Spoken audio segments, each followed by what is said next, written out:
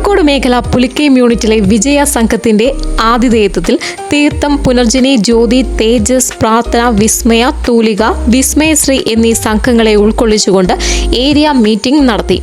Velankode school അധ്യാപിക sister Keerthana ഈശ്വര പ്രാർത്ഥന ചൊല്ലി.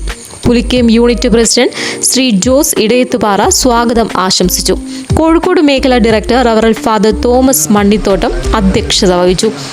Panchayat president Alex Thomas Chempakassery ചടങ്ങിന്റെ ഉദ്ഘാടന കർമ്മം നിർവഹിച്ചു. മേഖലാ കോർഡിനേറ്റർ ഐസക് സാർ മുഖ്യപ്രഭാഷണം നടത്തി.